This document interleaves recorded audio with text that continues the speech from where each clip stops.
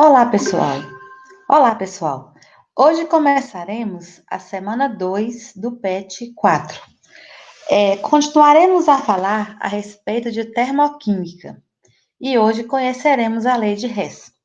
A gente viu nas aulas anteriores a respeito da termoquímica e aprendemos que termoquímica é a área da química que vai estudar as trocas de calor, a energia envolvida nas reações.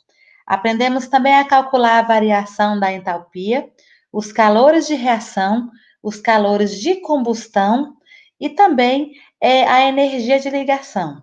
Aprendemos também que as reações podem ser endotérmicas, quando elas absorvem calor, ou podem ser exotérmicas, quando elas ocorrem com liberação de calor. E hoje nós vamos conhecer um pouco a respeito da lei de Hess. A lei de Hess também é responsável para fazer os cálculos das variações de entalpia a partir de várias equações conhecidas. Então, vamos entender um pouco melhor isso aqui. Essa lei de Hess, ela foi criada por um químico suíço chamado German Hess, que é considerado um dos fundadores da termoquímica. Segundo a lei de Hess, a variação da entalpia envolvida em uma reação química, sob certas condições experimentais, vai depender exclusivamente da entalpia inicial e da entalpia final, né? Se a reação foi executada diretamente em uma única etapa ou em várias etapas, isso não vai importar. Isso significa que o ΔH vai depender apenas da soma dos valores das entalpias dos reagentes e das entalpias dos produtos. E teremos uma expressão que diz que a variação da entalpia da reação global, que é a reação que a gente vai buscar o ΔH, vai ser igual ao somatório das variações de entalpia de todas as equações que a gente estiver utilizando como referência. Essa lei de Hess, ela é aplicada principalmente, como eu falei, para a gente calcular a entalpia a partir de várias equações que a gente conheça o valor de suas variações. E a gente vai tratar essas equações como se elas fossem equações matemáticas. Então, a gente vai poder dividir, multiplicar, inverter, de maneira que a gente consiga acertar todos os participantes e chegar à equação que a gente deseja, que seria nossa equação global. Para podermos aplicar a lei de Hess, a gente vai seguir algumas regrinhas básicas.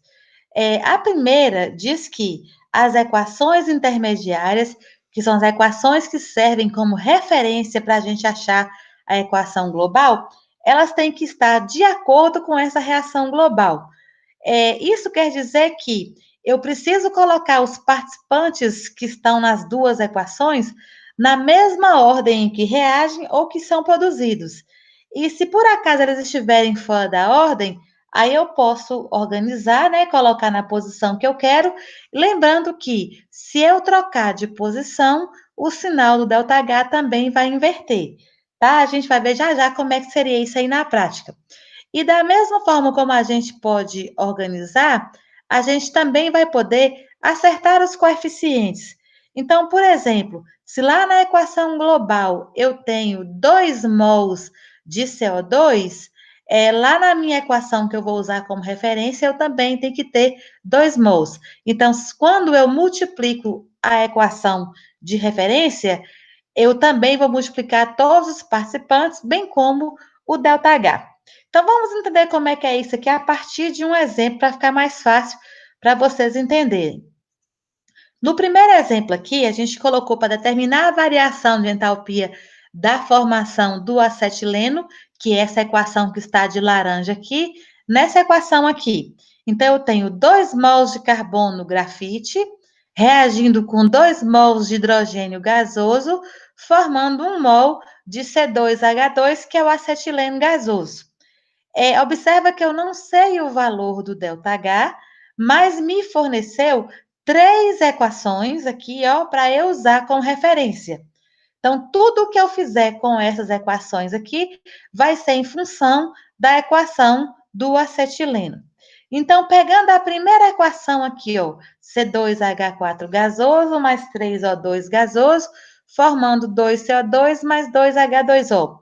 O que aparece nessa equação? Que produto, ou que reagentes, ou que produtos, que substância aparece nessa equação que a gente quer ou que também apareça nessa equação destacada de laranja? É o C2H4.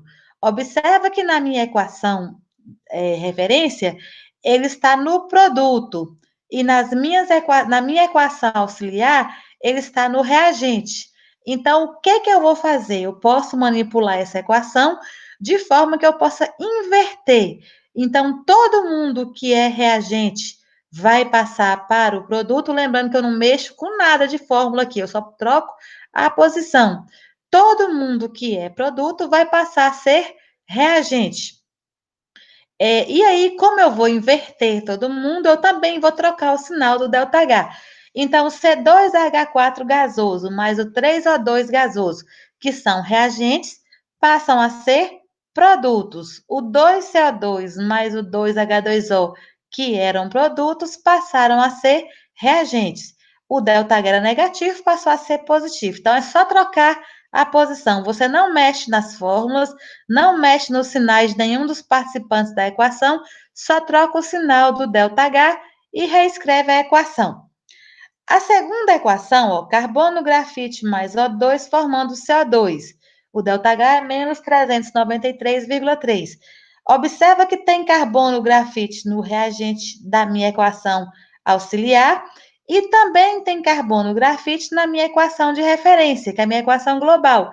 Então, já está na posição que eu quero, que é no reagente. Porém, então, eu vou conservar, né? Porém, eu preciso de 2 e aqui nós temos apenas 1. Então, a gente vai conservar porque está onde a gente precisa, mas vai multiplicar por 2. Quando eu multiplico por 2, eu multiplico todos os participantes. Então, aqui eu tenho um C, passo a ter 2C grafite. Eu tenho um O2, passo a ter 2O2. Eu tenho um CO2, passa a ter 2CO2. Como a gente dobrou todo mundo, a gente também vai dobrar o ΔH, que ficou menos 786,6 kJ.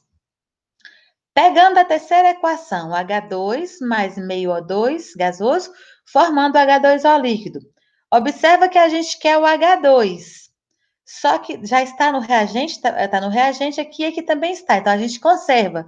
Só que eu preciso de 2 e aqui nós temos 1. Então, nós vamos multiplicar todo mundo por 2. Então, 2 vezes 1, 2H2, 2 vezes meio, 1O2, 2 vezes 1, 2O2.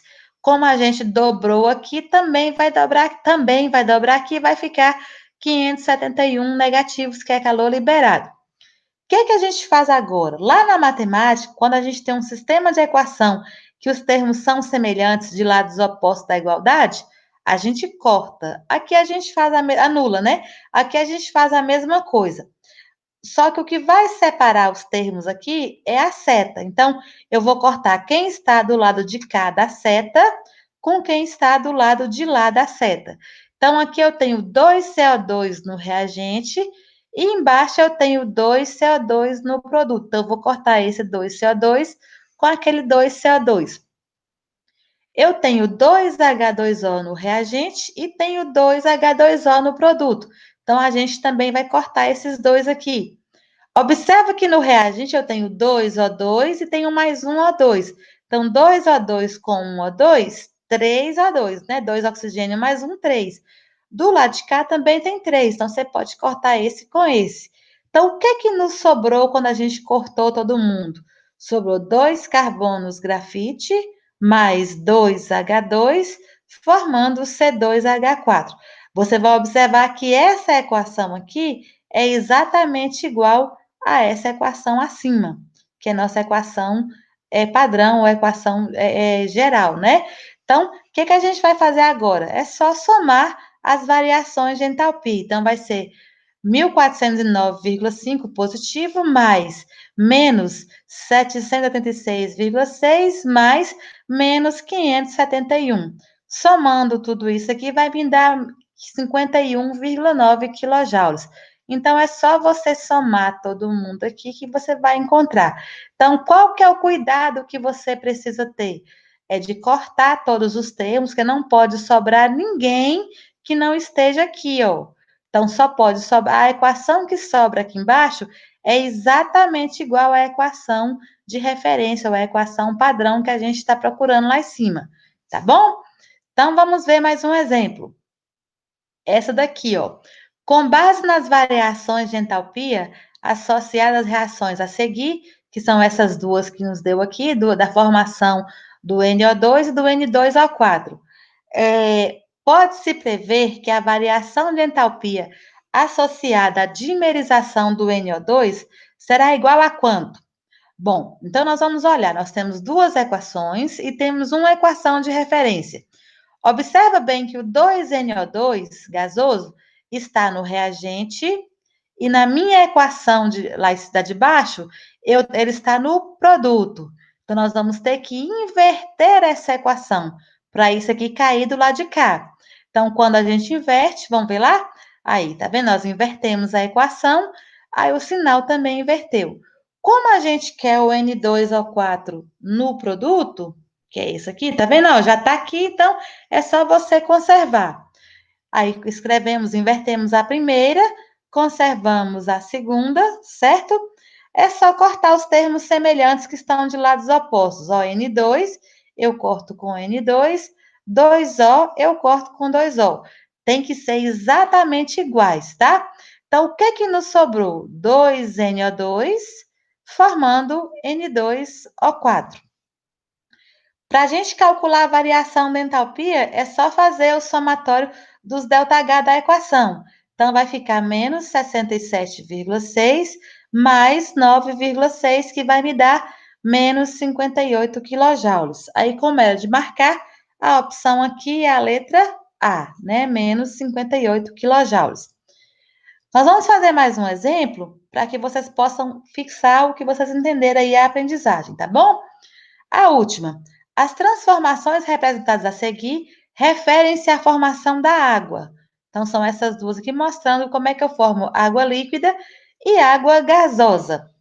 Já me falou que a massa molar da água é igual a 18 gramas por mol. Nós vamos vaporizar 180 gramas de água. O que que significa vaporizar? Vaporizar significa passar do estado líquido para o estado gasoso. Então, observando essas duas equações aqui, o que que a gente precisa fazer? Essa água líquida não tem que vir para o reagente?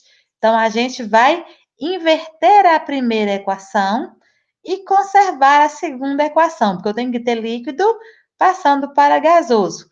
Como a gente inverteu a primeira equação, o sinal do ΔH era negativo, ficou positivo. Como a gente conservou a segunda equação, porque a gente quer a água gasosa no produto, a gente mantém o sinal negativo. Corta H2 com H2, meio O2 com meio O2. Então, o que que nos sobrou? H2O líquido, H2O gasoso. Aplicando a fórmula do somatório. Então, ΔH vai ser igual a mais 286 menos 242. Então, o ΔH vai me dar 44 quilojoules por mol. Só que a pergunta não é para 1 mol, que é 180 gramas, que é 18 gramas, é para 180 gramas. Então, como 1 mol de água, já me falou aqui, ó, 1 mol pesa 18. Então, se eu tiver 18 gramas, que corresponde a 1 mol, eu terei liberado, absorvido, né, 44 quilojoules. Mas se eu tiver 180 gramas de água, quantos quilojoules nós vamos absorver? Então, é só aplicar a regrinha de 3, né? 180 vezes 44 sobre 18, que vai me dar 440 quilojoules. Então, se 180 absorve, se 18 absorve 44, 180 vai absorver 440 quilojoules. Então, na hora que você for fazer, tem que ter atenção na equação que te deu como referência, porque é ela que tem que aparecer no final. Então, você pode fazer várias coisas nas equações aqui. A única coisa que você não pode fazer é retirar nem adicionar participantes. Você pode dividir, multiplicar, inverter, não tem problema. O que você não pode é só retirar ou adicionar. Então, é preciso respeitar as equações que a gente for ter, ok? Então, fechamos aqui a nossa aula de hoje, né? Falamos sobre a lei de Hess. Eu espero que vocês tenham entendido. Façam as atividades que, assim que possível, a gente vai corrigir. Um grande abraço, fique com Deus e até a próxima aula, se Deus quiser.